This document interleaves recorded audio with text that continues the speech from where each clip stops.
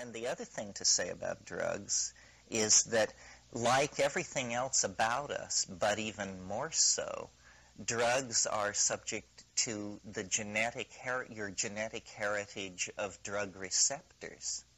And so it's not the same for everybody, or even close to the same. I mean, the range of response to drugs can be over several orders of magnitude and can vary throughout your life.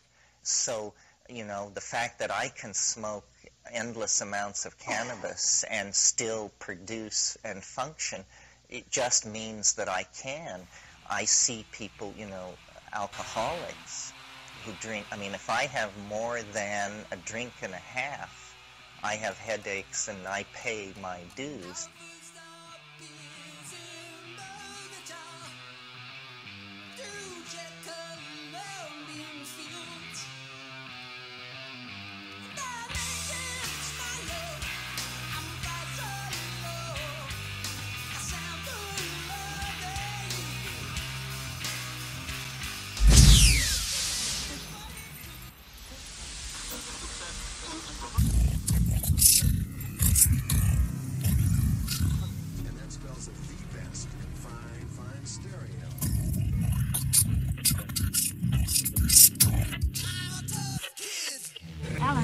Ladies and gentlemen.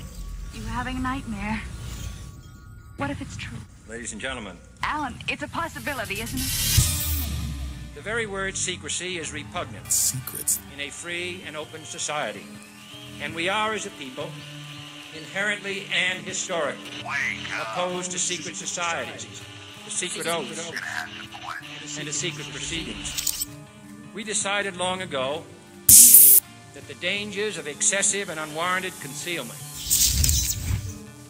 of pertinent facts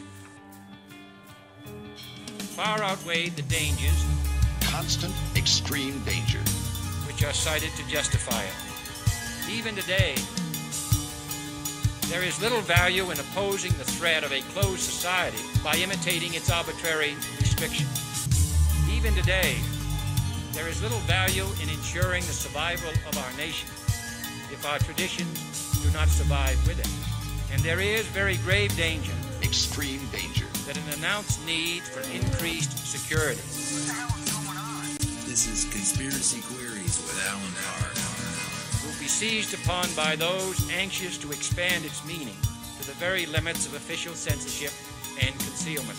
That I do not intend to permit to the extent that it's in my control. You're crazy. And no officious, high or low, civilian or military, should interpret my words here tonight as an excuse to censor the news, to stifle dissent, to cover up our mistakes. Isn't the Pentagon suspicious that all the building would blow up? Or to withhold from the press and the public I think you're just looking at things for the first time. the facts they deserve to know. You've had your whole f***ing life to think things over. What good's a few minutes more gonna do you now?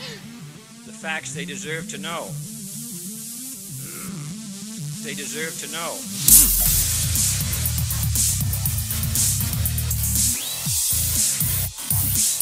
Deserve to know.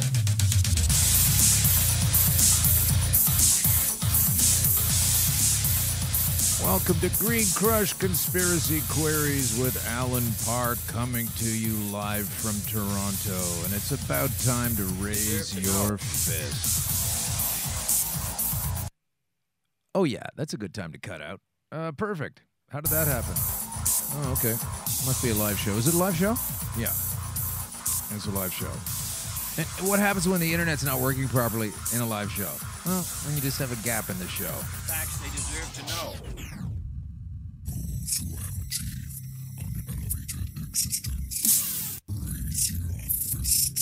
Doing that. Thanks for the advice. Raising my fist. I'm always raising my fist.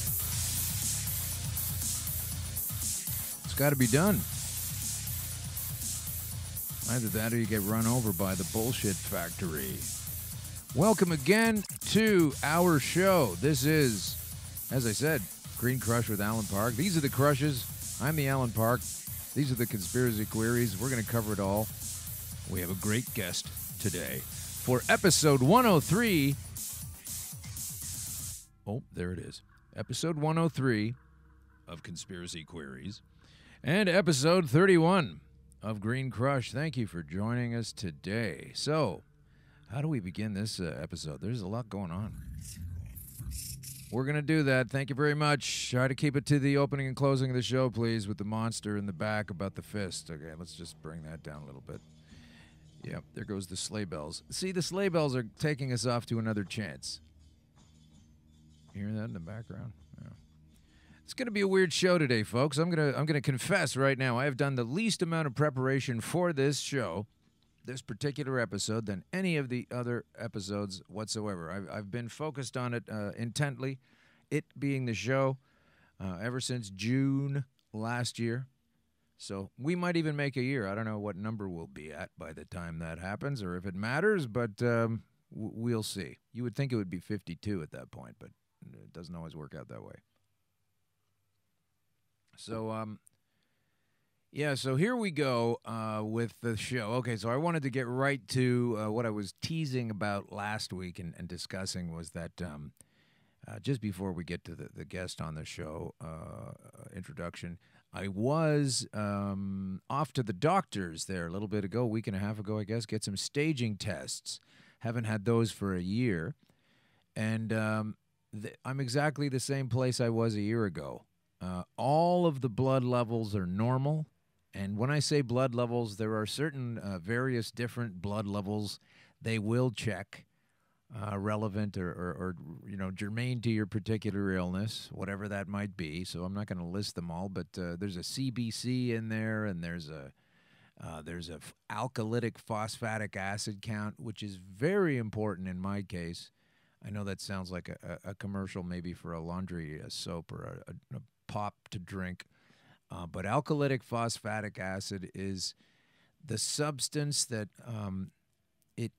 when your bones are showing a lot of activity in this, it means they're either building up or fizzing away.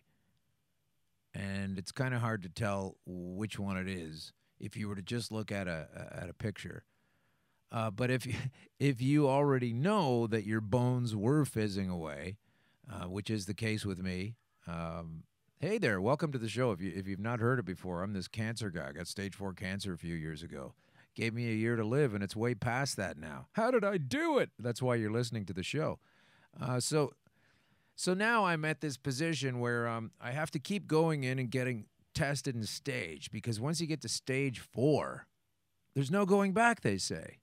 But I keep just staying where I'm at. In other words, you can tell I've had cancer. They'll say that there is cancer, and maybe there is cancer, but if there is cancer, it's not surging forth. As I have discussed, and I don't even know where all the episodes are where I've discussed the specifics of my case. Certainly the earlier run of episodes, maybe 1 through 10, where I got fairly detailed and gross about a lot of things. Because that's what it is. That's what you need to do. And I haven't been there for a while, but I have mentioned many times that when I was first diagnosed, they gave me this highly recommended option of a testosterone suppressant, and I was taking that. But this was said to be something that I would it would help me ease on out, is what the good doctor said, and in a year's time kind of thing. And so I took that for a few months, and then I stopped.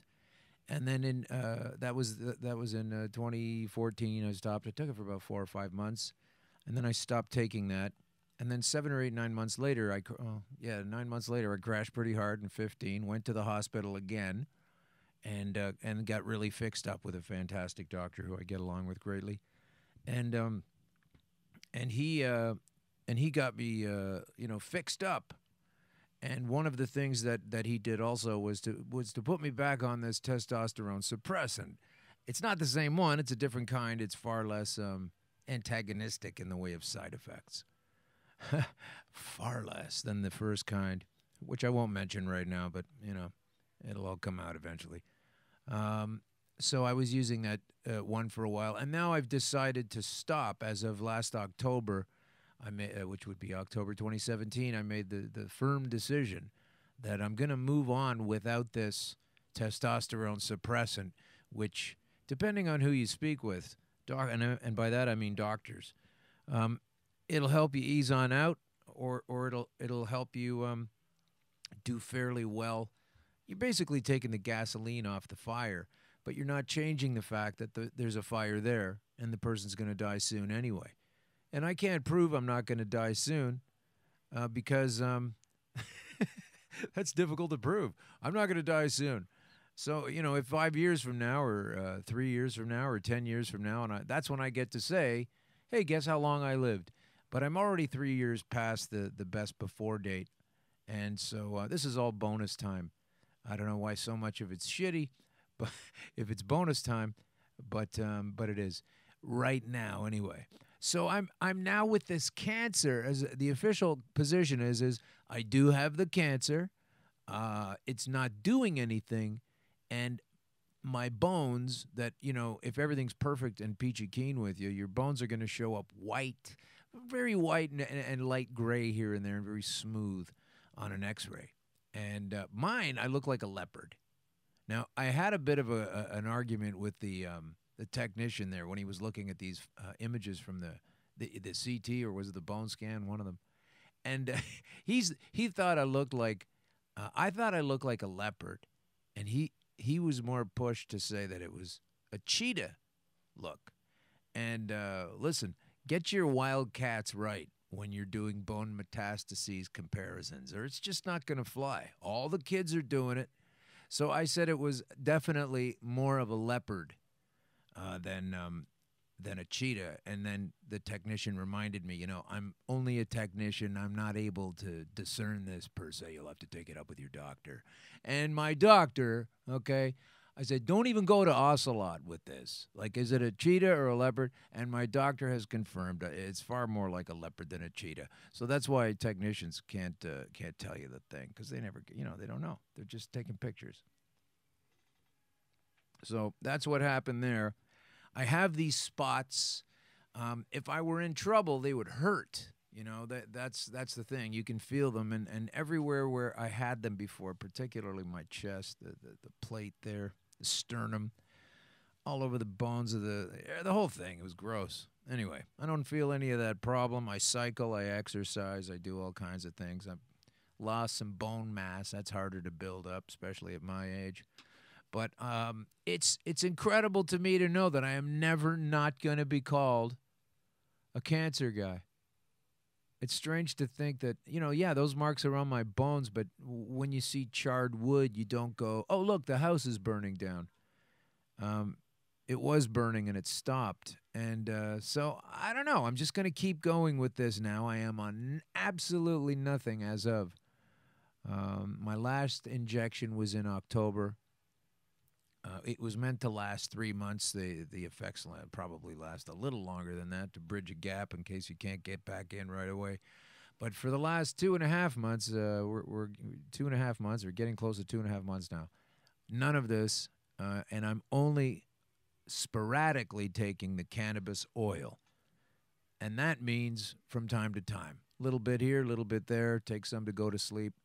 But I'm going to start taking a full course again soon because I'm not messing around. I mean, I'm a stage 4. I was given stage 4, and they won't let me out of that. So like I've said earlier, I'm stage 5. That's what this is. When you get to sit here and talk about your own funeral that never happened 3 years ago, it's a very strange feeling. I'm a bit at odds with the world right now. Definitely at odds with what's going on in a lot of the news and personal, and just there's a lot of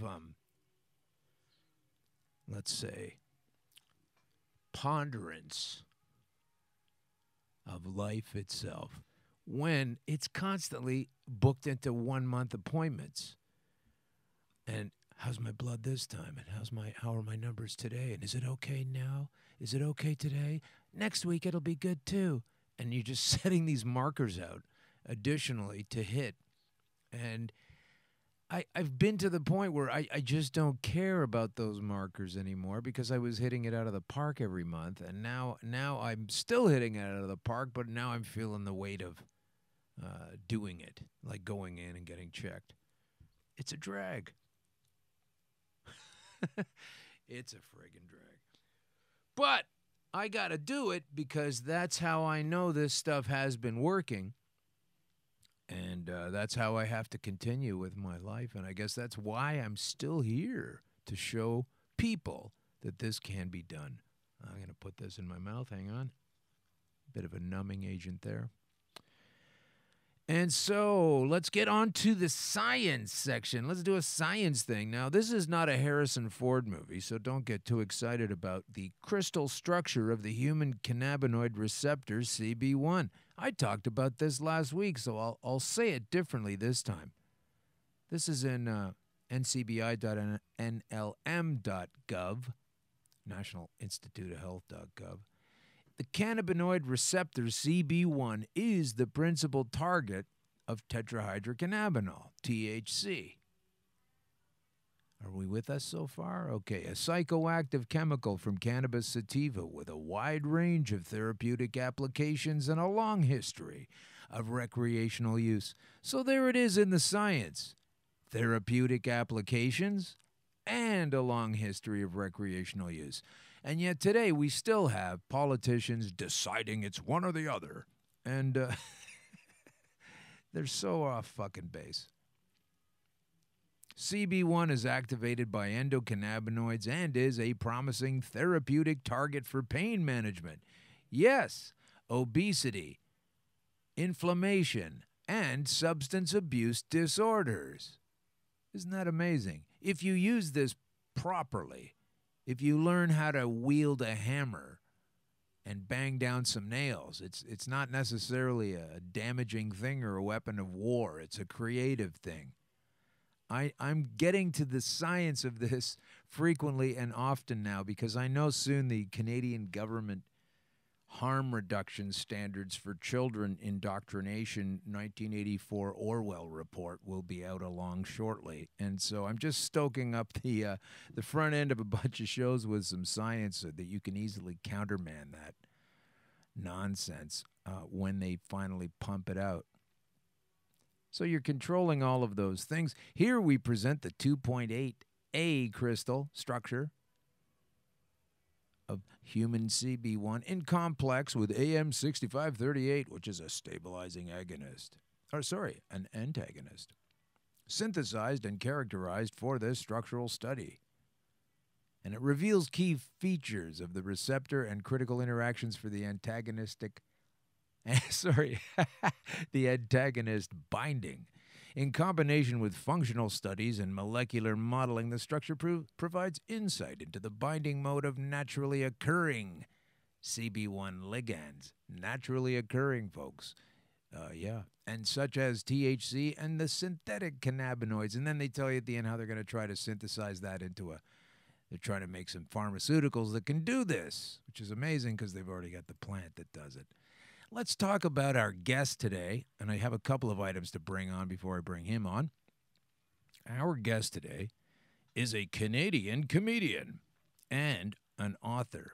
And the reason he's an author has more to do with his psychonautic explorations than it does comedy. His book, Shamanic Graffiti, is it Shamanic? Let's say that. Shamanic Graffiti, 100,000 Years of Drugs, 100 Years of Prohibition. Very provocative title. It's probably closer to about 103,000 years of drugs and 114 years of prohibition, but he's got nice numbers up there. It says on Amazon, it says, Freud said dreams were the royal road to the unconscious, and then along came a superhighway, psychedelics. Personally, we can access the psychedelic experience, but Frank Ogden, who is the co-author of the book, and we'll find out about him from Marcus, shepherded over 1,000 people's experiences. What is presented in this book is the howling unconscious released from the normal chemical constraints that restrict it. It's written in the simple but vivid style Frank popularized in his best-selling The Last Book You'll Ever Read, and presents an alternative history of the brain and its functions. Shamanism, giving real-world examples, the book finishes up by exploring the theories of two preeminent psychedelic theoreticians, Dr. Timothy Leary and Dr. Stan Groff.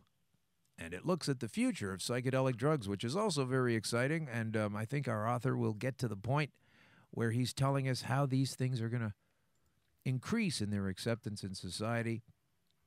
But just before we get to that, some quick news. You got to know this shit, right? That's basically what it comes down to.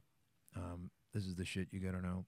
Let me just prove it to you by reading it. I'm stalling, can you tell? Here we go. All right, let's see. Where's that thing? Oh, system overload. We got a system overload. You're not kidding, man. I've been having system overloads all week. That's why I don't trust any of this AI stuff. You ever talking to your phone, do voice to text, it writes it down exactly the same way, and then changes it, and then maybe changes it again, then you press send, and it's the wrong thing, and you're an idiot.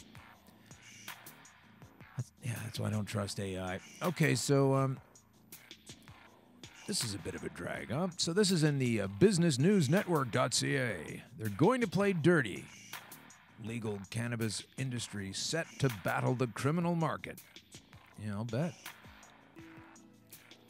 With the legalization of recreational cannabis fast approaching, Canada's leading pot players are preparing for a historic transfer of wealth. Billions of dollars worth of black market sales are expected to shift to a fast-growing group of legal producers. There will be a multi-year rollout, where I think we really do become the source, says Canopy CEO Bruce Linton. In anticipation of that, investors have pushed Canopy's stock price up more than 850% in the last 2 years, boosting that company's market capitalization to $5.5 billion. These are big numbers, huh?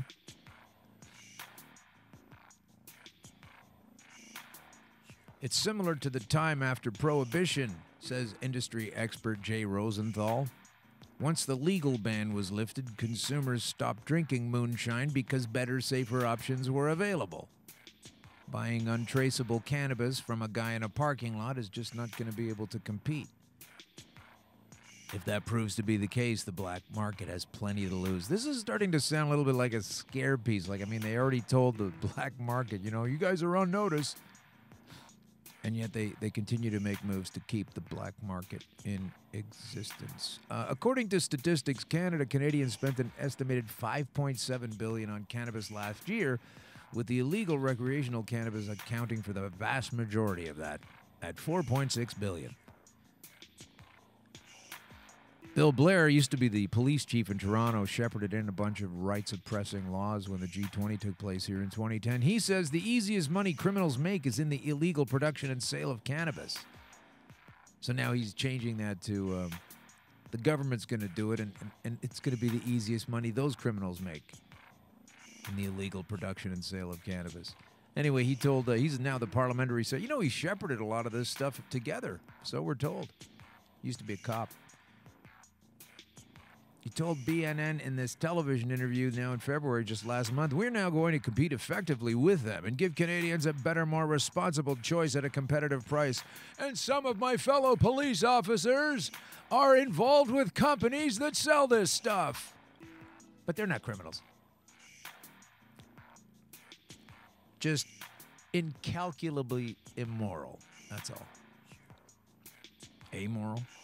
Let's throw both. An amoral, immoral sandwich is the cop who's now running a weed business.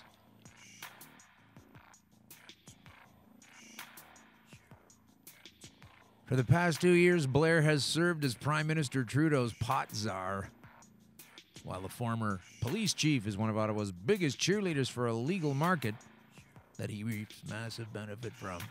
He's also the first to acknowledge black market producers won't go down without a fight, and they won't go down with the existing legislation either. So the big guys are trying to get bigger because look what's happening. The senators are getting upset about it. Maybe they're going to say no to this. Canadian senators. Kind of concerned about a lot of the things that don't make sense. We could spend some time talking about driving, but while Kathleen Wynne and the folks in Ontario and Canada try to tether the gram to a controllable price, just low enough to make it cheaper than the black market and just high enough to make enough money but not to glorify it as a potential, thing to do with your life. Because it's bad, right? So that's why the government's going to run it now. I don't know how they're going to tether a price at both ends. They can't even, they're dealing with people complaining about TTC transit fares, bus fares, urban transit. And they're going to try to tether cannabis at both ends of the pile to make it just so. Well, guess what? It's shit your pants time, Kathleen. Marijuana prices in Oregon have dropped to below $2 a gram. What are you going to do about that when we get that kind of technology going across the board? And you can make your own for $2 a gram. And then you're going to have an infrastructure of brick-and-mortar stores like the liquor outlets that we currently have. And you think you're going to, what are you going to do, peg it at 180 to compete with the black market stuff? Okay, good luck. Good luck. All right, so that's some of the shit you got to know anyway. And so now, without too much further ado, I'm going to call Marcus back because I want to talk to him about a bunch of things. And here we go. Let's get it going on with Marcus. He's on the line. I can't wait to talk to this guy. He's a comedian also, so that's always fun. That's always fun when you know a guy who's a comic and he's got a different thing going on now. Now, where are we here? Ringity ring ring ring. Good morning. Good morning, and it's good morning in Vancouver and good afternoon in Toronto. We are on the line with Marcus Rummery, broadcasting to you from 234 King Street East, the fantastic Pacific Junction Hotel, where they make food that tastes good, and they have liquids that are fun to drink. I mean, what else do you want, really? And then we have this broadcasting booth in here, so that's where we're coming from. This is a eggplant digital media creation. And let's create some times with Marcus Rummery, the author. Congratulations, sir. Thank you. On Can being you get an an author. immoral sandwich at the Queen Elizabeth though? I'd like to try that. It is a good one. It is a good one. It is. Everybody can understand. Everybody has a little piece of that one. Sure. You know, the amoral, immoral sandwich. It doesn't really matter anymore, I guess. So listen, I want to tell everybody, this is a gentleman here who's he's slightly younger than me. I'm not going to tip the hand here. Listen to this lovely thing he wrote in the book that he sent me. And also, I'm gonna say that we're gonna be giving away some other books. So maybe Kim will talk to Marcus later. But this week we're also gonna give away a Dr. Sam Malachi book. So sorry to use your time to sell Sam's great cannabis conspiracy book. I'm a little scattershot this week. I'm happy to sell Sam's book. Okay, you should be, and we'll get to that. Let me just clear some mess out of the way here. This is the Shamanic Graffiti book, 100,000 Years of Drugs. I love the way you just said the word drugs right in the title. And 100 Years of Prohibition. That's the book. Look at this. I got bookmarks all over the place. But you don't have this copy. Listen to this. Before the Late Show one night, so this is stand-up comedy someplace, folks, because we're comics. And like I said, I'm older, probably started earlier than Marcus. Before the Late Show one night, you told me to knock it out of the park. He puts it in quotes. Here is my attempt. Thanks for your encouragement and heart. All good things. Now listen, here's the great thing about this. I never do this, pat myself on the back. I honestly don't remember when this happened, Marcus. But I'm glad to read I got a good report. It wasn't some other thing you were saying. So when did that take place? Was this in Toronto or was I out west? This was Ottawa. Oh, okay, right. Yeah, that's where I started with Howie Wagman. Right, the old Wagster. Yeah. He's not that old, but I have to throw that in there. That's right. So, and you did well. You did well, as I recall. You had a good set. I think so. Yeah. Maybe. Yeah. So I don't remember you having a bad set, put it that way. But no, you would if you had said that and I had a bad set, that would have been more memorable and funnier, really. It would have been more ultimately worthwhile as a comedic thing, but it's a nice thing. So thanks for writing that in there. That was really nice to read. Well, I appreciated the compliment and the encouragement in a very competitive, bone-crushing business. You know, I'm just sick and tired of contests and all that kind of thing. Look, what's your favorite comic? You know, it's so different. You know, are you really going to tell me that, Dave Chappelle is better than Seinfeld, is better than, Robin Williams is better than, there's just, like, why limit yourself? What's your favorite thing at a buffet? Does that really need to happen? So the Western mind categorizes everything. Yeah, and we're the best at doing that, by the way. The Western mind is the best, and so down it goes. Crush the competition. Absolutely crush it. So let's tell. It's the same with cannabis. There's the spiritual, the recreational, and the medicinal, and they're hard to delineate and decipher. Well, you can't do that. Everybody tries, but there's no point doing that. I think it's teaching us something with that. Yeah. I think it's teaching us a lot of things. So here's what we're going to do. I want to tell people who you are a little bit first, because we've been Facebook friends for a long time, but I didn't know you were diving into becoming an author, and this is a very envy-inspiring task you've taken on, because I'd like to write a book. You've written a book, and I just want to hear, like, what is your transition? You're a comedian, so I saw you in Ottawa, and I was encouraging your stand-up, and now you're telling me thanks for the encouragement. I wrote a book on psychopharmacopoeia. So that's not exactly what I meant that night. I just meant, get up there and tell a bunch of jokes. And now you tell me. And now you've turned it into this great, I'm so glad that with these few words I was able to inspire such a great work by yourself. That's so cool. So, well, just inspiring a work ethic in general. Yeah. So tell the folks, a little bit of the truth. I mean, let's say you were some guy, you got into comedy. Now, you didn't have this psychonautic desire to categorize these things yet at that time, did you? Shortly after I started stand-up, I had experience in 1995 on mushrooms and an antidepressant called dizipramine. And it was a full-on rebirth kind of event. And it inspired me to start researching. And I had an internet connection in Carleton University Library, and that's where it started. And I started doing stand-up a year later. Oh, okay. Well, so you were already on some kind of pharmaceutical? I was at the time. I had this mushroom experience that I think it somehow influenced the course of the events. Normally, you would dissociate under extreme stress like that, but I have a feeling that the dizipramine prevented that from happening.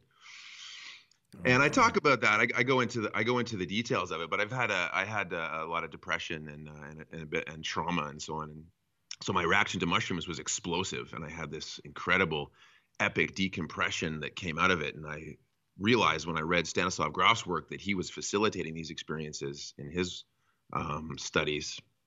Okay, let's just go back a little bit to this. Okay, so you had already taken mushrooms for whatever reason prior to this. Who's Your Daddy was the party. It was the most trivial enterprise you can imagine. Going to a party called Who's Your Daddy. Yeah. You went to a party called Who's Your Daddy, yeah. So so when you're taking this what was it called? Dizipramine, or what was it called? Dizipramine. Dizipramine. Okay, so you were taking that for some time. And then you took you've okay. So here's what I'm trying to say. At one time in your life, you were a fella who wound up doing mushrooms, so you know what that's like on its own.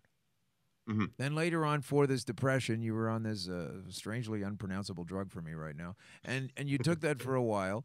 And then while you were on the course of that, you took mushrooms again, and this was a different mushroom trip than the other times when you had not mixed it. Yeah. I mean, it's hard to say why it specifically transpired the way it did. Before we went to the party, my friend had stolen an Omni magazine, and there was an article in there by Albert Hoffman about how promising LSD was in the treatment of alcoholism and depression. So that was a kind of a synchronistic event that occurred right before I had this breakthrough. Was it really synchronistic, or was it just waiting for you the whole time? Well, it feels very synchronistic. Yeah. I think when a lot of those things happen, I'm making fun of that notion right there with that particular voice, but I'm making fun of it. But I also happen to see that it comes in cycles, that I get grounded sometimes and in a certain place, and I haven't been that way for a couple of weeks, and it's super frustrating.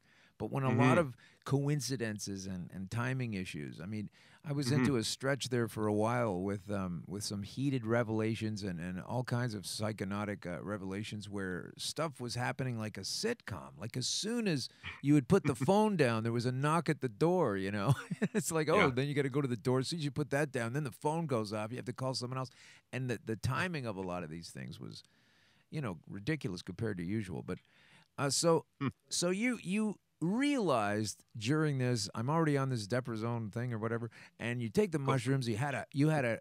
What was so different about this particular journey that caused you to go, wow, that was incredible? I better research this approach. Well, to back up a little bit, a year prior, I was taking. To complicate it a little bit more, but in terms of understanding the context, it's kind of essential. Because so a year before, I took Prozac. And I went to see an ex-girlfriend, and it was a very neurotic ex-girlfriend situation. And I was new to smoking cannabis at the time, and I had some BC weed, which is why I later would move out here. But at the time, it provoked a massive panic attack. And I got quite depressed. I lost a lot of weight. I got really bad psoriasis. It was not a good situation. I dropped out of school. And then a year later, I was taking dizipramine and had this mushroom trip. And this time, the panic built and built and built, whereas before, the body would become exhausted and then it would kind of reset. Whereas with this, it wasn't doing that. It continued to accelerate and intensify until it reached a self-organizing critical state, is how it's described in the research, I guess. And I was transformed. A self-organizing critical state. Is that what you said? Yeah. That's the term, huh? Okay, so what does that mean, sir? A self. Well, in a complex system, if you drive novelty high enough, eventually it reaches a self-organizing critical state, and it's a different kind of intelligence that can be accessed. Okay, that's incredible. Yeah. And does that happen? Does that happen strictly as the result of a chemical interaction? Well, it happens in minor ways all the time, but to have a massive breakthrough like that requires the defenses that would prevent it from happening are somehow undermined. So was it like an explosion? I mean, you're freaking out, you're going nuts, it's getting terrible, and then all of a sudden you figured everything out. Is that what you mean? Or? I wouldn't. It wasn't a cognition. It wasn't an idea that I came to. It was an experience or a feeling. It was like some sort of mathematical process ran its course. That's the perception I had. Wow. But I'm not coming from a religious background. I'm coming at it from a math and science. I was raised next to a nuclear research facility, so I just looked at it in terms of biology and mathematics, and other people would use better metaphors that might be better, or different metaphors, sorry, like religious metaphors and so on. Right. Well, we get lots of those. That's okay. I like yours. Yeah. So now you've experienced this, and you start to research it, and your research was showing you, yeah, if you mix these two together, then you can. Is that the path that you use to become intelligent enough to write this book? They hadn't mixed the two together. That was just my experience. That they never, dizipramine and antidepressants and psychedelics have not been used together at all. Right. They're considered contraindicated. I think with the research now, they're so careful that they're not taking any chances whatsoever.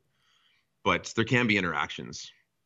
But they did sometimes use methamphetamine with LSD psychotherapy or Ritalin with LSD psychotherapy. But generally, it was just LSD. In the case of Hollywood Hospital, it was LSD and mescaline. Okay, yeah, we'll get to Hollywood Hospital for sure. Yeah, so then, and did this, so you were rolling with this for a while before you started doing comedy? Yeah, this was this had happened exactly a year before. I don't know that I would have had the courage to deal with the terror of of getting on stage. Yeah, it's brutal. So I don't know if I think it gave me a little bit of confidence. Well, a lot of people, I think you could have gotten up there. I got to take umbrage with something. Most of the guests on this show completely agree with me all the time about everything. You're going to be the guy I got to disagree with. That's not even, listen, that's not something you need to worry about. All right, so here we are I want to touch on a few things that you spoke about because From this preface of the book and the introduction of the book, you set out a really fantastic tone. Folks, you really want to check this out. Support a Canadian author, for starters, whether you're Canadian or not. Shamanic Graffiti. And we'll get to Frank Ogden shortly. But listen to this. In the preface, I wanted to do a book once that had like a preface and an introduction and a primer and you're halfway through before chapter 1 starts. But anyway, at the end of this preface, it says, I believe, this is you speaking here, sir, I believe that in 10 to 20 years, all around the world, in universities, hospitals, and specialized clinics, neuronauts will take a range of psychedelic medicines about 1 to 10 times over 6 months with a male and female therapist. And over the next 200-plus pages, I will make my case and hopefully build a bridge from my vision of the future. So your vision of the future, Marcus, to fast forward, I mean, this is the end of the preface, but it's the end of your thesis. And a lot of other words with S in it. Ethos, system. There's two in there. There's two in system. So over the next 200 pages, you want to make the case that in 10 to 20 years, And I won't even hold you to the 10 years. Let's go to 20. All around the world in universities, hospitals, and clinics, neuronauts will take a range of psychedelic medicines for about 1 to 10 times over 6 months with a male and female therapist. So what you're saying is, or not, what you're trying to tell me here is that you see we are now struggling just with fighting to get cannabis accessible for people, with a lot of other paranoid people upset about it. But you're saying, never mind all that, we're going to be down into this other stuff for the next 10 years, like talking acid and mushrooms and everything else. And this is going to help us. MDMA and psilocybin are on track to be prescription medicines in 2021. Wow. Okay. Yeah. MDMA has been given breakthrough status for post-traumatic stress disorder in the United States, and there's research going on here in Vancouver. And ketamine for depression. There's 12 specialized clinics in the United States that give you 6 infusions of ketamine. It's quite effective for treatment-resistant depression. It can save a lot of lives. Wow, that's incredible. Okay, so and you and the therapist would be the practitioner, the doctor, or whatever. Like in a shamanic setting, it's the shaman or the ayahuasqueros or whatever that make sure everything's okay. All right, well that's great. Let's see from also from the book. We want you to talk about the Hollywood Sanitarium. I used to walk by that place all the time when I lived there. But here's something. It says here. The second most important event was being sexually abused as a child. Trauma primed me for an explosive reaction to psychedelics that reverberates to this day. Depression and alcoholism are overrepresented on my family tree, and when a sensitive nervous system meets a vicious and uncompromising world, an angry, ruthless suffering is the result. Not that my life has been a miserable one. For as I would ultimately learn, it was in the misery itself where the mystery of transformation lay. This is another version of the answer to your problem is in the problem. Yes, for sure. Every problem contains its own solution. King Arthur, when the knights went to find the Grail, he told them to go to the darkest part of the forest. I've been finding that out a lot of times in other ways as well. So this was a realization that came to you with the use of this stuff. Like you would say that since you've been using this, you're able to compare your brain usage, say before how you used it, and now how you're using it to obtain things. Like you weren't writing a book in 2003. No, but I came across an excellent opportunity. It was more about that. When I met Frank, I had the chance and I had the files. Right.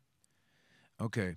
One more thing from here is I really wanted to talk about this and just share your go to the outer reaches of your descriptive abilities, if you will, to talk about this.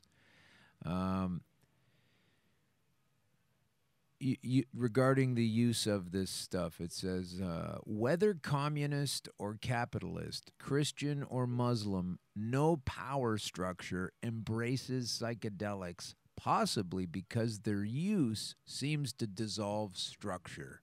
Just talk about that for a little bit. What kind of structure are you talking about? The following the orders kind of laws and rules in the written books of the religions? Cultural operating systems. There's the Timothy Leary's 8-circuit model, which says that the brain is imprinted, and you get a reality tunnel, and then you can only adjust it very mildly from there. And that's why people are so ideological and emotional and irrational.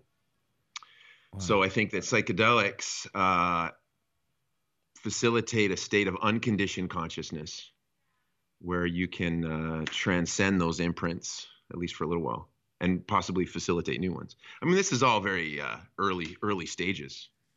Yeah, but you're down the road on it. I mean, you've been doing the work. You've been going right down into this. That most of them gained over the years. Many Zen monks realized most of them had gained their first view of the spiritual path while on psychedelic drugs.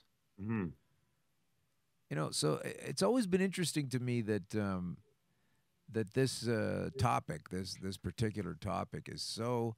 It just seems so much like the the Wizard of Oz in that you're not supposed to know everything. Just take this part and run with this. You don't really need to know that. And if I'm going to teach you all these things about my religion and you're going to come to my church every Sunday, and then you start to get these different insights available from this plant or whatever growing in the ground or something, that's not cool for them.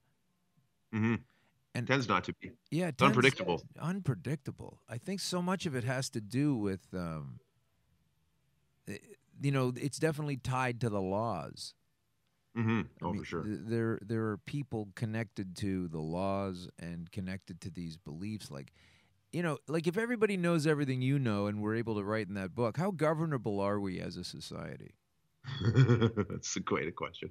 It depends on how many amoral, immoral sandwiches we're having. Toasted or grilled? But Rick Doblin, the president of MAPS, Multiple Disciplinary Association for Psychedelic Studies, who has really done a lot, says the slogan is tune in, turn on, and go to the bake sale. Turn in, tune on, and go to the bake sale. Yeah, so his contention is that psychedelics can be integrated seamlessly into mainstream society. And as far as psychedelic therapy goes, I think that's probably basically true. Right. Huh. Okay, so you also work, I'm going to get back to the book in a minute. I want to talk about Frank Ogden and remind everybody who he is. But sure. I just want to mention to everybody, too, that Mark has contacted me one day with a fascinating multi-pointed email that said, or a text rather, whatever it was, that said that you were working at you work at a place that also, you're at this end of the deal with the book, and we're going to spend most of the time there, but you're also working at an opioid what do you call it? What's the name of it? Opioid substitution program. Opiate substitution program with Eden Medicinals. Eden Medicinals. Okay, great. Yeah, we're giving capsules to on the downtown east side to people with opiate or other drug addictions or pain problems. Right, and they free. For free, they just walk in and say, "Gee whiz, I'm on opiates. Can you help me out?" Yep. And what kind of thing do you provide, or what's made available for them? It's 25 milligram full spectrum THC with medium chain triglyceride coconut oil for absorption. Oh, nice. And we're doing a study with UBC, and we're working with StatsCan, and basically we give them the capsules and they give us the data. Okay. That's great. And tell us, while we're on the subject, I know a little bit about this, but since we're here, and I didn't plan to talk about it, what's the deal with the synergy between the alleged synergy or the actual synergy between mixing the coconut oil with the cannabis? What does the coconut oil bring to it? I don't know exactly how it works, but I think cannabis isn't very bioavailable orally. Okay. So if you add the apparently medium chain triglycerides specifically, it gets into the stomach more, and you don't lose as much of it. Okay, fantastic. Yeah. All right, so Frank Ogden is a much older man than you. Tell us about how you met him. Tell everybody who he is, and describe a little bit about how you guys put this book together. It's hard to describe Frank Ogden, but he also was a futurist under the name Dr. Tomorrow. Yeah. He served in World War II as a flight engineer. He became a pilot. He owned a company that sold small airplanes, and then he read about LSD and sold his business and moved to Vancouver and said, "I'll work free for you for a couple of weeks and then see if you could afford me." And he became the resident therapist for 5 years, at the big 5 years at Hollywood Hospital when they were quite busy. Wow. A resident therapist at Hollywood Hospital. Okay, that was on New West, right? New West. Yep. Yeah. So 6th and 6th.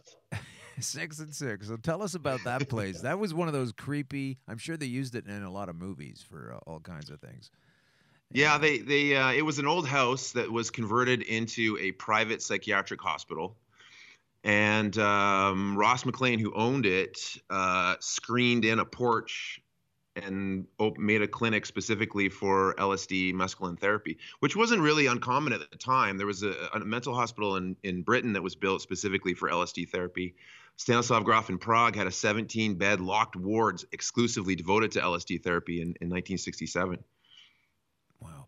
But Hollywood Hospital had one too, and this was a private clinic. I don't know of any other ones where it was a business. Right, and you said they were doing well as doing the societal great fantastic function of helping people out. Mm-hmm. They were also financially profiting. They were making a lot of money. It was about $3,000 a session in our dollars. The subsequent sessions were half as much. Wow, that's incredible. That's incredible. So, where are you now with your practice? You're not a doctor, but what's your regular, at the risk of using a doctor word, practice of, like, what is your practice of using these items? I do every 3 months before the solstice and equinox. I cleanse for the Monday till the Saturday. And then I get up and I'm a hot yoga teacher, so I usually do some hot yoga or some yoga. And then I trip on like not necessarily micro doses, but very, very low doses. Right. Of various legal entheogens. How do you do that? You take a little tiny hit of acid and you have like a razor blade and some telescopic eyewear or something? Or how do you microscopic eyewear? It doesn't literally have to be microscopic to be a microdose. It's just a low dose. Okay. Just to cut off a sliver. Cut off a sliver. And how do you find, because I've microdosed only with other substances such as mushroom. I've never microdosed. I haven't even done LSD in quite some time. Like a week and a half or something. No, I'm just kidding. I haven't done it for years and years. Yeah, and I'm not, it's everybody's own thing or whatever. But I haven't done it in such a long time. But I've microdosed with mushrooms to what I found was a successful approach for depression. And what I basically did was I took a gram of mushroom, which would normally not be enough if you wanted to have a good old time. You might want at least 1.5 grams. And then on up to the the heroic dose, but what I was using was 1/10 of 1 gram, and basically cutting it up with an X-Acto knife, which I obviously didn't fly into the country, and I used it to be able to cut it into 10 pieces, and I can assure you there is absolutely no psychoactivity from this tiny little dose whatsoever. 10 doses out of 1 gram, but it did help kind of lift the fog. After 3 or 4 days, you start to feel like, it's still doing something. It's just, you're not tripping out, but it's doing something. So I feel microdosing feels like antidepressants to me. There's like a basic bioamine surge that comes from that. It's quite useful. So quite enjoyable. When you take acid, though, in the same way with these microdoses, do you feel any of the psychoactivity, or is it just? Oh yeah, for sure. You do. I'm so sensitive to it because my body is empty basically. So it's a high enough dose that it's psychoactive, and then I do psychedelic prayers by Timothy Leary, which is based on the Book of Changes by Lao Tzu. So I've done this now 51 times. What does that mean? 51. Since 2004, before each equinox and solstice, this now adds up to 51. This will be my 52nd time, and it's coming up in a few days. Oh my God! I hope I'm not making you eat something right now and blowing your regimen. No. Well, I'm gonna have to cleanse from amoral sandwiches at least. I guess so. Yeah, I'm never gonna live that one down. Well, that's precisely what it is, though. It's a perfect description. Okay, so I just was curious because with the mushroom doses so low, like I'm pretty sure that if I were going to try this, what you're doing, I would have to be, I'd have to have a schedule blocked off. Like here's 3 days where nothing's going on. Yeah, and that's been a bit you want to.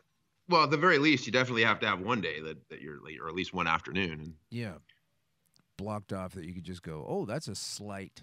I remember what acid is like. I'm sure when it started to come up again, it's like, oh yeah, this again. But you don't get as high, right? You're just not. No. But so when you're in that state, just let's call it just perched on the edge of the acid psychoactive zone, the state of being that you're in there. Dialing it down to such a low measure. I mean, you can be seeing all kinds of things and hallucinating like crazy and imagining things, but you're basically functioning in the world, in the society, okay with just this little sliver.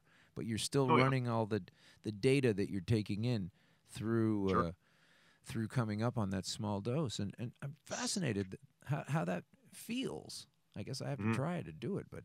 To be able to make those decisions, like, are you hopping on the bus and what are you doing down there? No, I'm not hopping on the bus. I'm just actually now I have a projector, so I watch fractals and listen to Lao Tzu's thoughts, and but I don't ride the bus. Try to stay in. Keeping off that Hastings thing for your acid trips.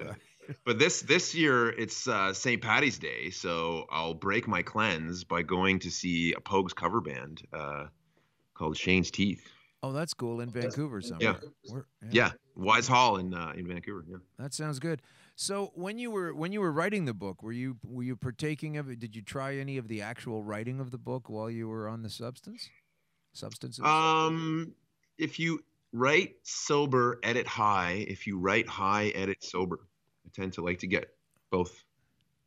So you hit it from both ends, and you have to alternate chapters to do that and really see how it turns. No, you don't do that. You want to go over.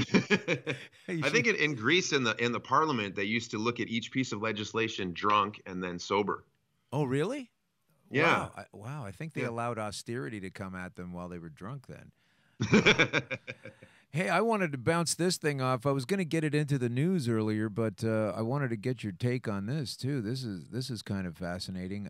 Back to the cannabis thing quickly. Mm-hmm.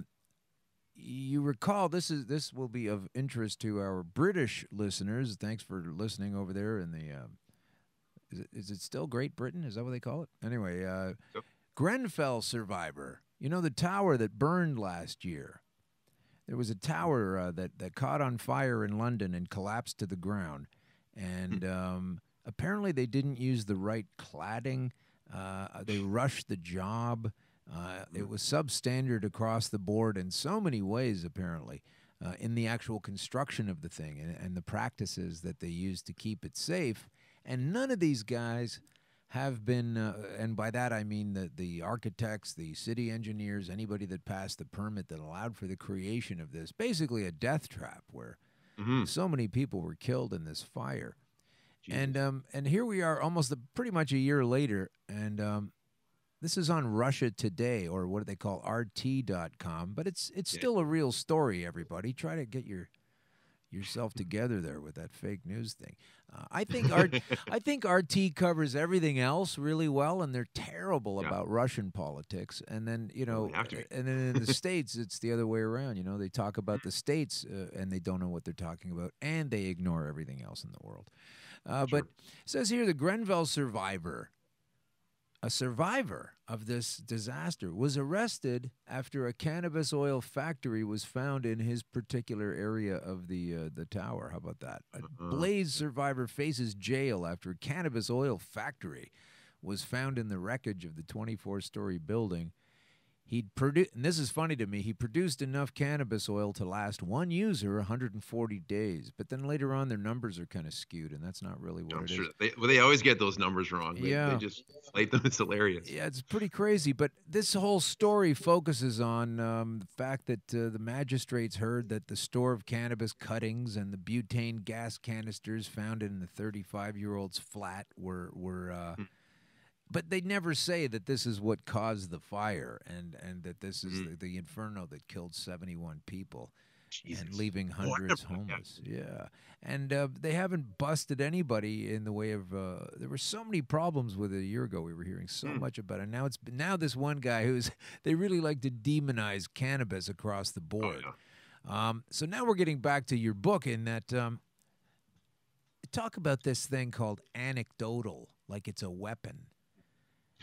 Yeah. And it's only anecdotal. The stuff that you write in your book, the things that are in here, I'm sure anybody of official capacity would be happy to call it anecdotal. But, like the whole thing is anecdotal. But they're able to, and when I say they, the powers that be, they'll put something on display as, look how dangerous this is. Here's a boy whose mother came home and she bought this thing and something happened and they put this giant construct together and that's why this thing's illegal. But when people have stories like the one I have and what you've been able to learn, it's this big problem and it's all, it's just a cockamamie wives' tale.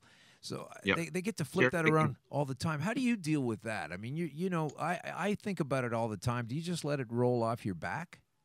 Well, I mean, in the case of psychedelic medicine, the solution is to do methodologically sound experiments that follow all those rules. Because in the 60s, a lot of the therapists didn't want to bother with that stuff, and we know it works, and they're very kind of touchy-feely Jungian or even Freudian types. Yeah. And they said, we're not going to do it like that, and that was a mistake, a big mistake. And now it's all done with placebos and independent raters and controls. Yeah. It's not anecdote; it's data. That way.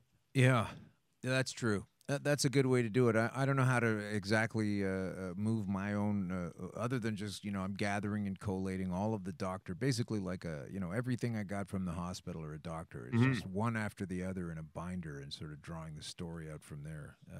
Well, people are skeptical. Oh, God, yeah. They should be skeptical, but when you really hit them with a lot of things, they're still skeptical.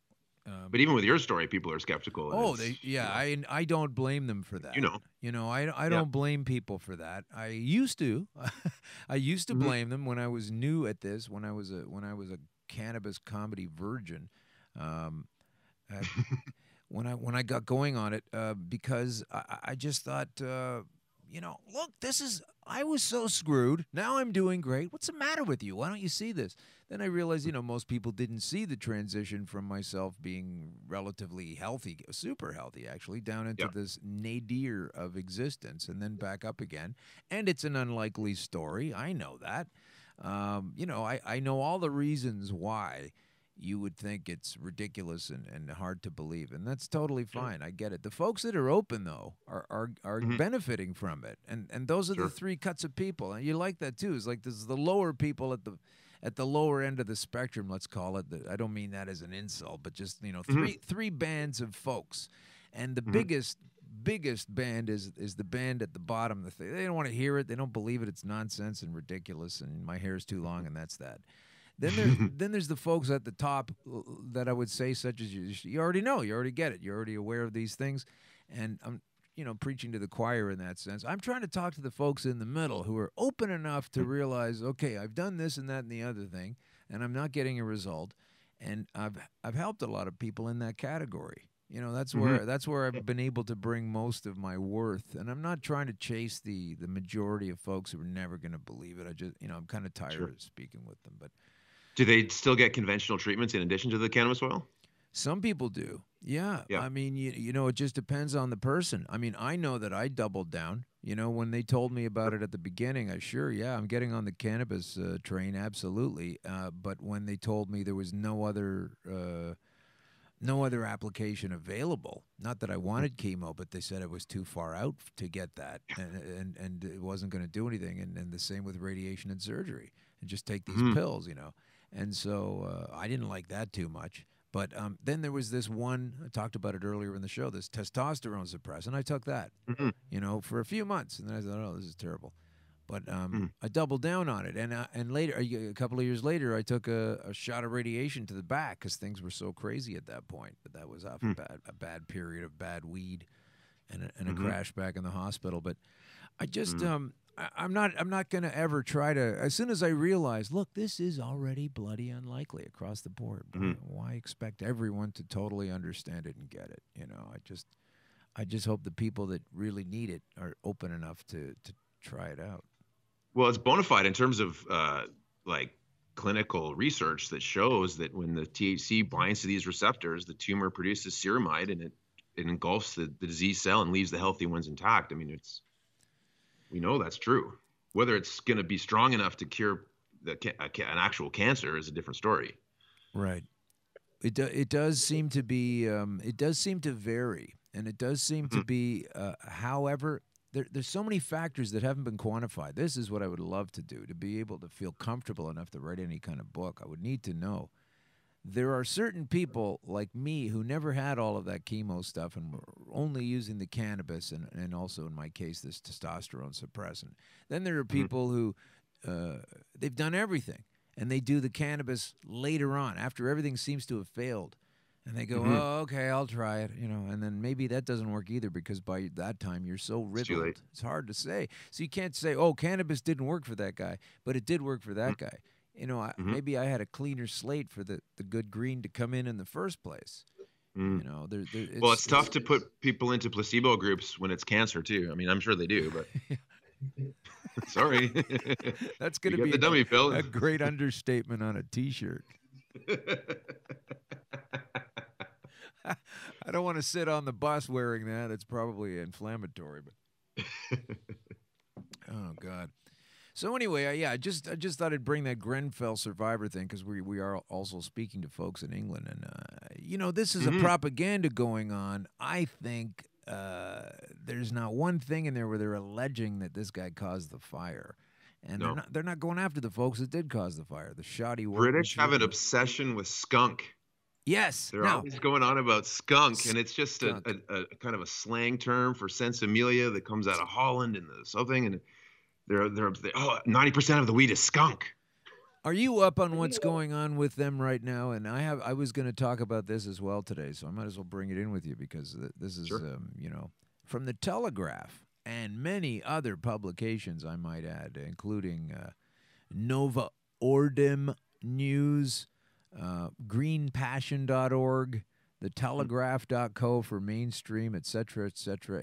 And what they have here is the story on almost all cannabis on Britain's streets is super strength and could be driving mental health problems.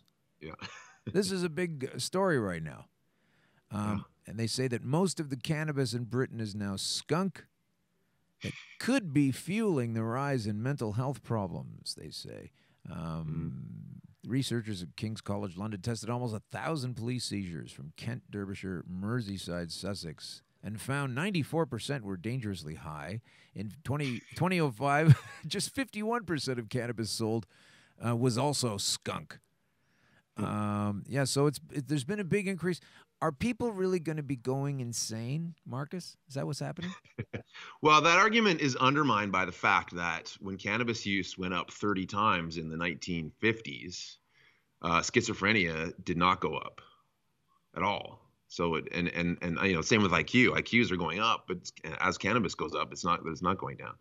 So I think it can trigger and exacerbate certain kinds of mental illness. Right. So wouldn't it be the case that, if you had a child that had a peanut butter sandwich and then started to lose his ability to breathe, maybe you've just found out that your kid is peanut sensitive, like a lactose intolerant kid or a peanut kind of thing. Sure. And it's the same. I think it could be very much, I don't see this proposition anywhere, but how about the fact that some people, for whatever reason, and there may be more than one reason, it affects their personal hardwiring in a negative way. And when you find that out, you just don't get to have that thing. Like some people can't have wheat. Sure. But a lot of people who are have psychosis aggravated by cannabis want to keep smoking cannabis, which is kind of peculiar. But also CBD has been proven now a couple of times over to be an antipsychotic. Just as good as the antipsychotics out there are really hard on you. But you have to take 600 to 800 milligrams. In the studies, they're taking 600. That would cost you like hundreds of dollars a day right now. Oh, I can't do it. I can't do that. So, so the CBD, that's what they say. I lost my thread there. The antipsychotic, that's what I wanted to talk about. Antipsychotic, yeah. What is that? I mean, I guess it's going to take you off of your high, but what kind? Is that a drug also? I guess some kind of CBD is one of the cannabinoids. There's the main ones are THC and CBD. Right, and that's going to take you off of your. Yeah, it's for some reason we don't really know very much about how it works. It works on many different systems, but for some reason it's takes away the voices and all that stuff. Voices. Yeah, so I'm sorry I'm laughing, folks. I probably shouldn't be doing the show today. I'm laughing at somebody's terrible situation right now. I don't mean to do that, but come on, the voices. You heard the voices? I never heard the voices. You never heard the voices? Okay. But apparently smoking weed lowers IQs and causes hallucinations. So not only do you hear voices, but they're fucking morons.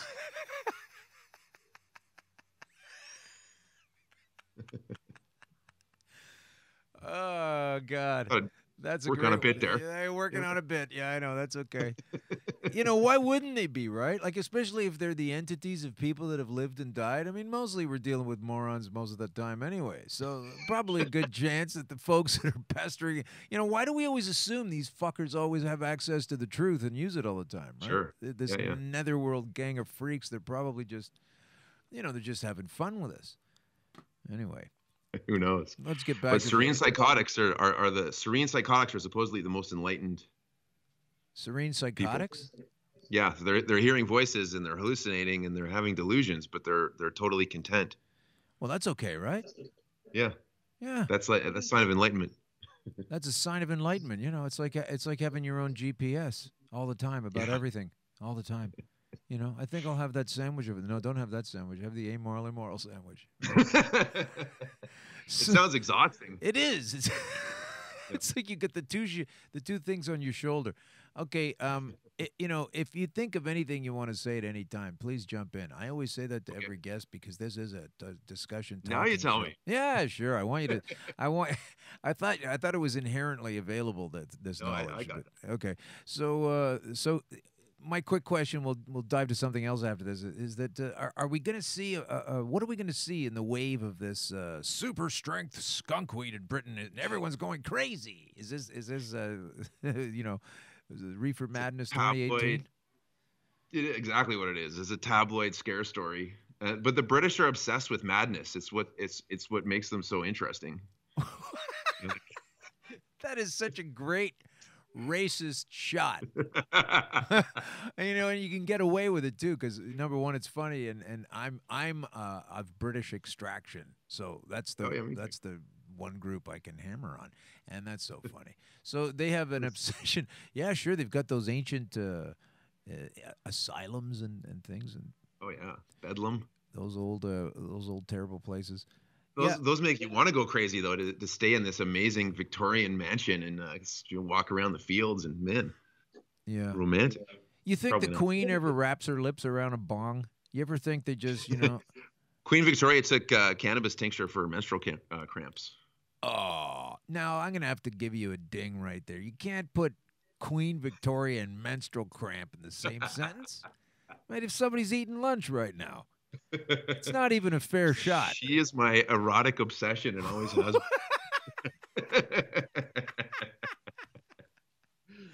Because it's all about puritanism, and that just makes it very sexy to me. I always thought as a kid, I couldn't believe that there was a succession of others to come out of that particular portal of entry into this ether. I just couldn't believe it.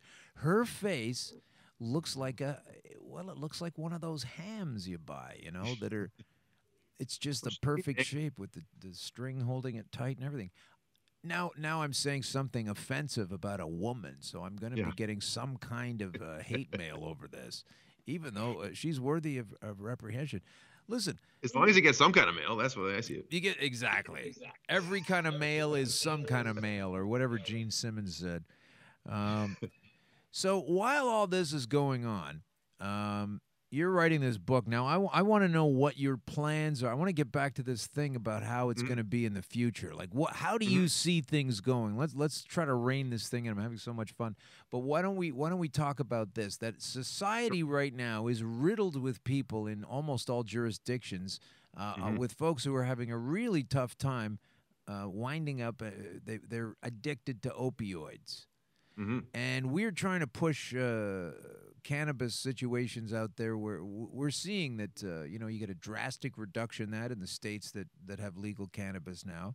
Yep. You're finding the opposite of so much of what the fear-mongering from the officials is like, oh, my God, if we legalize this, all the kids are going to get it.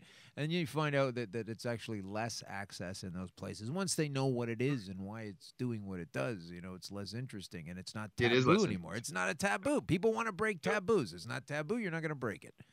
Yeah. So absolutely.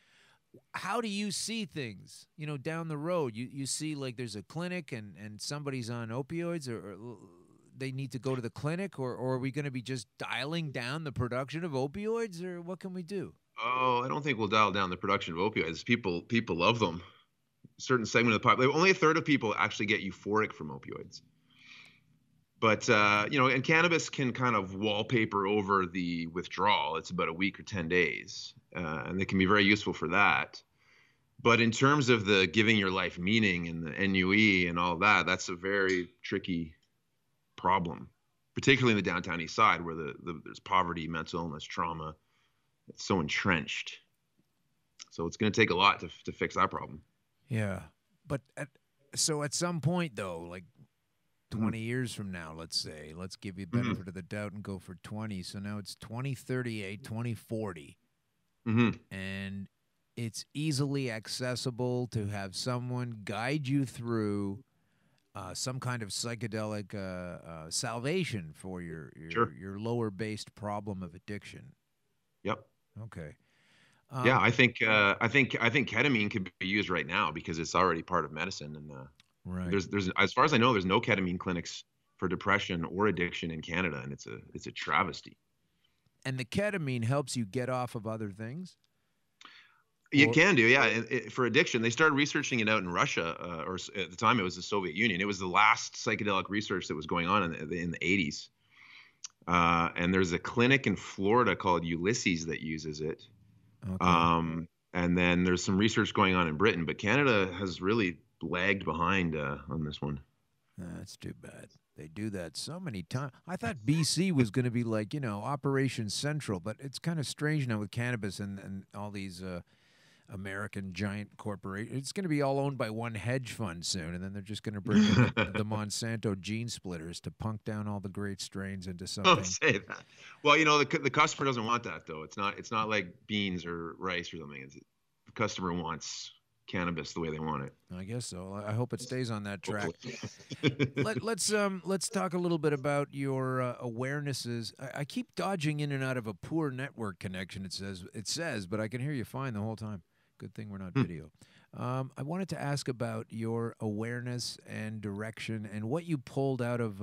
There's a book by Rick Strassman. This guy is an American, a very prominent researcher in the field of DMT, dimethyltryptamine, and you reference him in the book quite a bit, and you talk about that. What kinds of lessons did you pull out from Rick Strassman? Well, the DMT stuff seems to be a lot about contact, the experience of connecting with some kind of external intelligence. And he actually, I think, maybe he ran the full DMT course, but he stopped doing research because these experiences were very disturbing. But another thing he did was he did a psilocybin session, and he let the subject have her cell phone. And so when she started to have a difficult experience, she called her boyfriend, who came and got her, and then he stopped doing research from there. Oh, okay. So yeah, and that, you don't let them have their cell phone. That's the lesson there. Yeah, that's an awful thing. I've looked at the cell phone screen in an induced state, and it's just I want to put it down and get rid of it. It's probably a wise instinct. Well, there might be trip advisors that you can get on your iPad or your iPhone with it before too long. I guess so. AIs that'll guide you through. Are you freaking out? Are you freaking out? Go sit down over there. It's okay. Just take 10 minutes and go sit down over there. Yeah.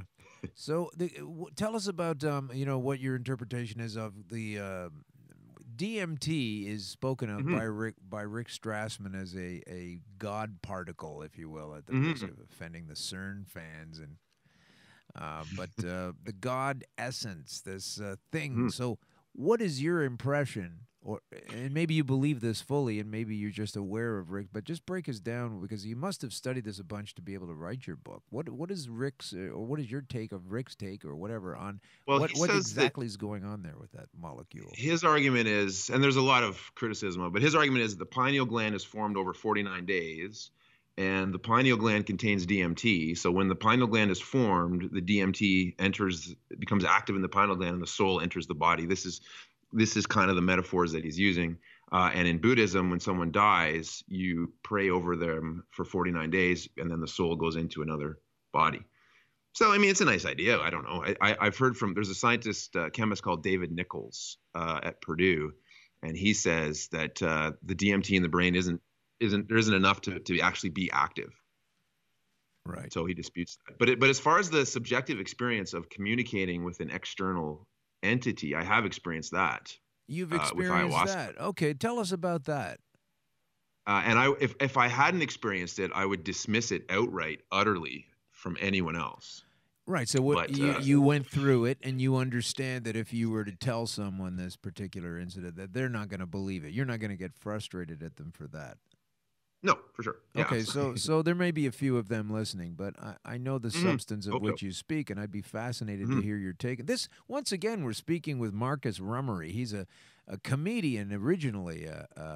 Well, not originally. I mean, you were born originally, but he's a comedian from Ottawa, Canada. Moved to Vancouver. I've met him a few times, and now he has this fantastic book out called Shamanic Graffiti, and it's co-written with your. We're going to get to your some of the points in this book. The table of contents itself is a read on its own. So, tell us about Stan Groff. Stan Groff? Yeah. So Stan Groff, in 1956, was a junior psychiatrist in Prague, Czechoslovakia, and he took a large dose of LSD and under the influence of a stroboscope, which was being used to entrain brainwaves. And he had an experience of cosmic consciousness.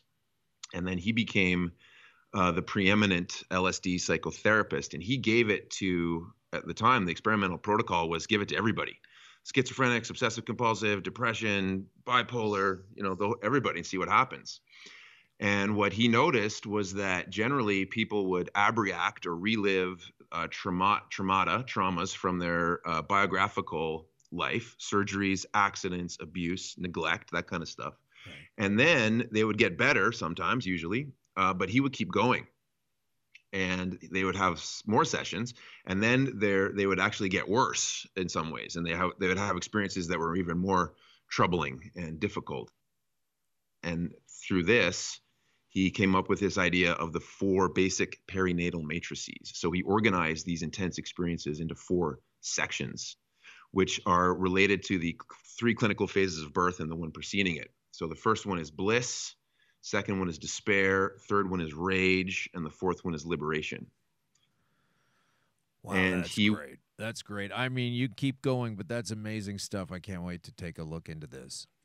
Mm-hmm. He's still out there. I just did a webinar course. I actually got to ask him a question on the webinar. He's the greatest. I mean, he's the inheritor of Freud and Jung, and he takes it and adds a lot to it, particularly this idea of the perinatal matrices. And then the third level is the transpersonal, which is like past lives, archetypes, becoming a plant, or becoming like all humanity, or these kinds of things. Incredible. All right, yeah. So you have another chapter in the book called Listening to Acid. So on that note, I'll just dovetail it back into, tell us a little bit about what that means, listening to acid, and weave it back into my original question of your experiences of, all of that magical stuff. I believe you mentioned ayahuasca. Mm-hmm. Well, listening to acid is a play on words of listening to Prozac. I was comparing a patient of Dr. Kramer who wrote Listening to Prozac, who was elderly, and they didn't want to give him Prozac because they were worried about his heart. And then one of the Hollywood Hospital flagship cases was this 75-year-old with depression who they gave LSD to, and he had a full many rebirth experiences, and was cured of his depression. So that was the kind of a juxtaposition with that. But as far as the ayahuasca experience, it was this kind of a standard issue, psychedelic, geometrical, undulating, colorful, stroboscopic, kaleidoscopic stuff. But there was a feeling of a presence, and it was though it was scanning my body and giving me the okay sign, because I'm a hypochondriac, and it wanted to tell me that everything was fine. Or you think you are anyway. Yeah, or you think, yeah. Just because I'm a hypochondriac doesn't mean I'm not sick. Right. So it scans you. It feels like it's scanning me, and it's saying, okay, everything's good. Don't worry about it. Wow. And it was a sense of this loving presence. And as I kind of locked into it, it was so grateful to see me in it. The more I reached towards it, the more it reached towards me. And it was like, it was a love beyond anything that I've experienced on this realm, really. It was different. So yeah, and then it went away, and I've never had anything like that under any circumstances. And where was that? That was in Whistler with a shaman from Peru. This guy Mike, who was like a Reiki master and a ayahuasquero and a black belt in karate. Ooh, that's a good combination. He was a badass. Yeah, that sounds and great. He so you get the ceremony is designed specifically to facilitate experiences like that. Yeah. And my how God, often have you done that many times? That particular? I only did that once. I'd like to try it again, but you're not. But it's a bit of a secret society thing, and you got to really kind of work at it. I think that's worthwhile though, because for sure. I got concerned about it years ago when I first learned about it. It was at a certain level of general awareness. You could never get anyone to. They'd say, what? What are you talking about? And now more people know. And unfortunately, what's happened is that the genuine purveyors of many of these experiences, and I don't mean your experience wasn't, but when you're down in South America in these places where they actually do it, there's a certain sacrosanct rule that is called set and setting. And it's a big deal. But what's unfortunately happened is a lot of people have just, like I'm afraid is what's happening with the cannabis industries. They just go, oh, this is cool. People want to come down here. They'll pay money to do it. Let's just drum up a bunch of shitty booze from some plants and tell people it's something. And people are getting ripped off, It's proliferating. As soon as someone gets a good idea, here come the knockoffs is what I'm saying. Yeah.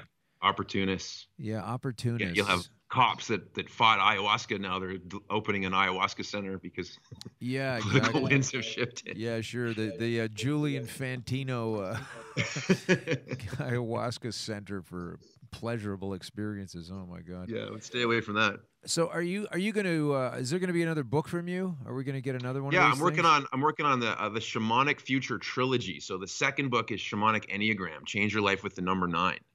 The number 9. Tell us about that. It's a science fiction self-help novel. Okay.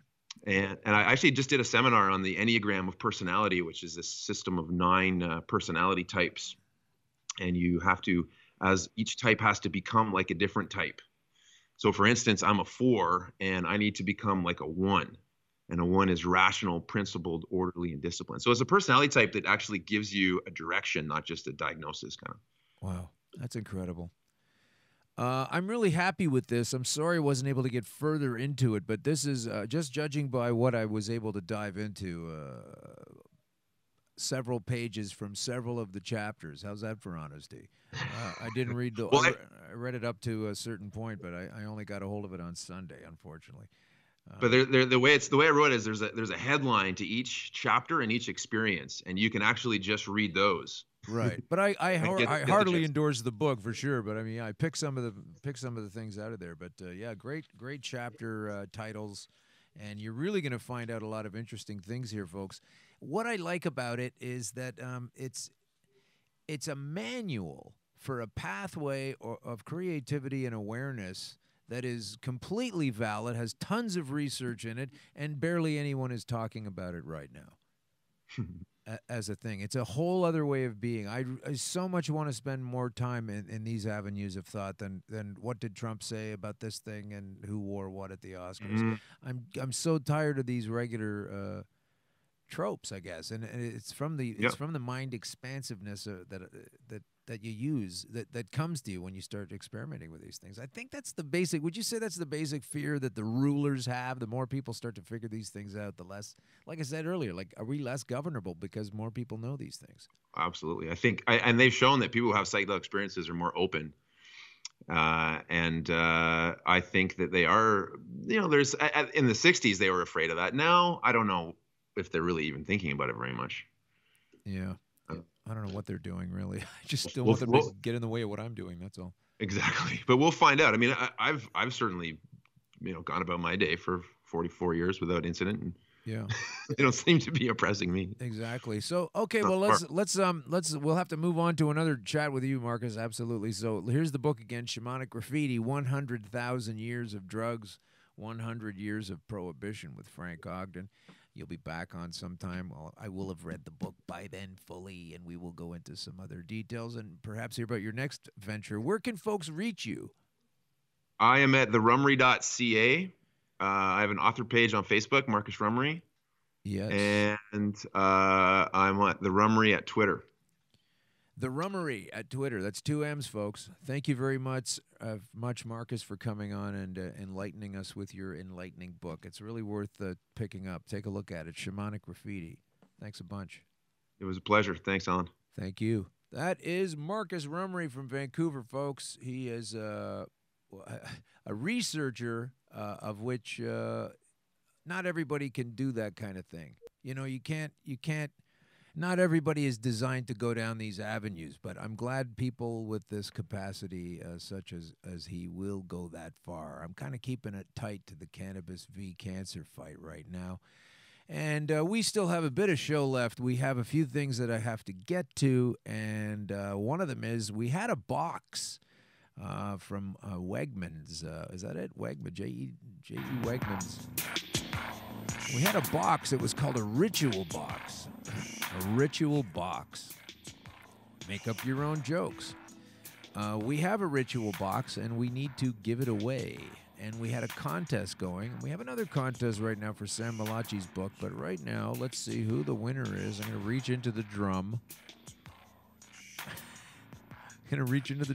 And this is like, pretend I'm reaching into the drum. Everything is virtual on the internet, okay? So I'm reaching into the big drum, and it turns out the name of the winner of the James E. Wagner. Remember, it's Wagner, actually. James E. Wagner we had a guest in a couple of weeks ago, and you'll remember his name is the winner's name. No, that's the winner's name. Get out of here. You're messing me up. The winners. Okay, let's just get right to the winner's name. The winner's name is Nolan Kinshella. Nolan is he's a green veteran. These are some folks I've asked to come on and speak about their experiences with cannabis. And if there are ever any of those, we're happy to have them on as a guest. But right now, Nolan Kinshella is the winner of the James E. Wagner Ritual Box. It's cool. A couple of jars, got some pre-rolls in there. Nice little thing to have to keep your stuff in. From James E. Wagner Ritual Box. So we thank them for helping us give that away to Nolan. And also, the current giveaway is the Great Cannabis Conspiracy book. This is the book that, of course, I was speaking with Paul Hartman earlier about Dr. Sam Malachi. He was one of Sam's patients, and we have his book. And it's still going on our socials, so just pop over there to @GreenCrushPod on Facebook, Twitter, and Instagram @GreenCrushPod. That's where that is. That's where you can find out about us and what we're doing on the show, Green Crush, etc. We've already made $400. Now, I'm not here to brag. I know a lot of people have got a tough time earning a living these days, the way they've got the monetary system skewed. But I'm just going to brag and tell you that in the past almost year, 10 months or so, we've been able to pull in $400. So that's pretty cool.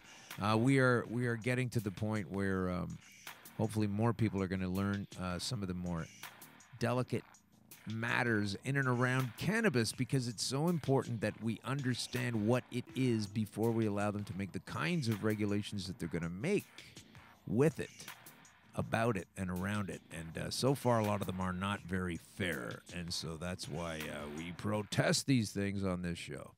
It has to be done. Real quick, Vermont just became the 9th state to legalize marijuana, and they have a different way of going about it, according to the Washington Post. Vermont is very cool. It's fascinating that when you break them, all they mean is that the rules are different there, and they have a different system of putting it out there. It's the first state to approve recreational marijuana legislatively. 8 other states, plus D.C., have passed legalization measures. But this particular fella, who is the the governor, Phil Scott, says, "I personally believe that what adults do behind closed doors and on private property is their choice." Is this guy sure he's a politician? So as long as it does not negatively impact the health and safety of others, that's a great rule. That is a great rule. So he signed that bill with mixed emotions, but he signed that bill anyway. That's the main thing. He is Vermont's a cool place if you ever get a chance to go down there. Very, very fun state to be in. I'm sure they have lots of local issues. Like the governor, he's got mixed feelings about it. He's got mixed feelings. Okay, so enter our contest to get into the book. To get to the book winning possibilities right now, if you buy it properly on one of the right links on our page, you can maybe even win a trip to Jamaica. So here we go with, here's a problem that is, I did that already, the $2 gram. This is really good news. There's just came in today or yesterday, a Hull Aylmer MP. This is a Canadian MP. He is pledging to help clear pot offenders' records. And we've not heard anybody in the Canadian government make this kind of noise yet. He says he wants remedy for some of the 500,000 Canadians who have a criminal record because of marijuana possession convictions. He's a West Quebec MP pledging to help some of the hundreds of thousands. And this is what they have to do. I mean, they're doing it in San Francisco, other places in California. We really need to make sure, Greg Fergus is his name, we really need to make sure that it just can't be all about, bodacious profits by the few and the rest of the folks who've had their lives messed up from these erroneous incursions into their freedom are going to suffer anymore. Reparations need to be made. And that'll have to come out of the federal funds. I guess you won't be able to build your 10,000 outlets of cannabis in Ontario, after all, to keep pace with the LCBO. That's what needs to happen there. So good for him. I'm so great. I'm so great. I'm so grateful to have that kind of politician somewhere, anywhere. I really didn't think we were going to have somebody step up to the plate. And of course, just to put a final button on the ayahuasca stories of, I don't recommend it for anybody. You have to recommend it for yourself. It's not any kind of thing that I endorse or say you should go and do. You have to find that out. Just like that guy said from, Vermont, do it in your own home, do it in your own business, as long as you're not hurting somebody else. That's your thing. I happen to know that a lot of the insights and awarenesses that I got from ayahuasca helped me a ton with my particular cancer diagnosis. So that was good for me. Maybe you don't have cancer. Maybe you don't want to get this information. But the stuff that's coming down the pike in the commuter-sized newspapers is certainly not the reality that I really want to have much to do with anymore. I also forgot to mention to Marcus, if he's still listening, I wanted to get into the topic of iboga or ibogaine. This is another substance that is a shamanic medicine, and I'm sure it's listed in the book that I've yet to read. But I did want to talk about it, though, because it's also very good. Look it up yourself. Iboga can resolve and heal childhood trauma. Iboga, it's a tree in Africa. I don't believe it grows anywhere else in the world. I'm not sure how you get it. I don't sell it. I'm not a dealer. I'm just telling you to look it up, Iboga, and resolve your childhood trauma, won't you? Maybe dispel your alcoholism or your insecurities or your irrational fears of something if you take Iboga. And you only need to do it 1 or 2 times. And it has a far higher rate of the recidivism, they call it. It has a very low recidivism rate. You mean, in other words, you don't go back to the thing you were addicted to so many times when you use Iboga. This is another plant, folks. A plant that has rules and laws all around it. My goodness, you could barely recognize it. So that's what's going on with that particular issue. Folks are hiding things. While the police swear allegiance to the Queen, I'll tell you this one thing. It didn't take long. They've been working over this Grenfell situation to see whose fault it was the place burned down. They've been searching out all kinds of issues with cannabis and telling people it doesn't work when it does and ignoring test results that have come in when they've been good. And they have to spend a lot of time doing this, to get it right. but they don't always need a lot of time to get something done. Here it is in the independent.co.uk. Says here that a tiny ad hoc committee of MPs were able to... The statutory instrument this morning is to implement the change from 15% to 25%. 15% to 25%. Okay, so we don't know what that means yet, but let's find out. It's gone from 15 to 25, almost double. Hang on. The Sovereign Act 2011 is, of course, the mechanism through which the state gives the royal family the funding they need to carry out the services they perform on this country's behalf and maintain the royal palaces. So we have to pay for the Queen's house is what it is. You know, they've got to do things, and they need a nicer house to do it from, I guess. So go on. Buckingham Palace is an important historic property and one of London's top tourist attractions. Yeah, it is. It is a top tourist attraction, yeah? So it is clearly important that the royal estate is properly maintained. Okay, so it's important that it's properly maintained. Well, I think the general rule is if you can't pay for the taxes and you can't afford the place, you're not allowed to stay in it. Isn't that generally the rule? Why do these people get this massive cash infusion here? Prior to the Royal Trustees' review, a series of detailed technical assessments were undertaken to examine the material state of Buckingham Palace. These concluded that elements of the palace's essential services were significantly beyond the maximum useful life and required urgent replacement unless the palace is to be at serious risk, Mr. Bone, of fire, flood or safety incidents. Yeah, they're worried about the palace in England susceptible to fire, flood, and safety incidents. But never mind all those people that died at Grenfell. And then these folks are doubling the expenditure. That's what they've done. They've raised it from 15 to 25%, not quite doubling it. It's in order to pay for a £360 million upgrade to Buckingham Palace because the Queen and all of those folks don't have enough money to keep it going themselves. So you got to do it. That's who we're swearing our allegiance to. That's who the cops are swearing their allegiance to. That's how everybody is swearing their allegiance to. And I don't care if you're in Australia or New Zealand or Canada or England or Ireland or whatever the hell it is. That is what is going on. They're swearing their allegiance to the Queen, and along with the allegiance, your money there as well. Gee whiz. Oh, boy. This has been episode 103, episode 31.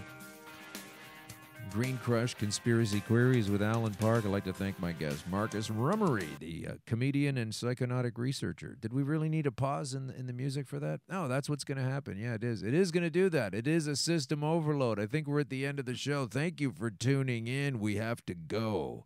We'll be back next week with another very exciting guest, I can assure you. Peace out.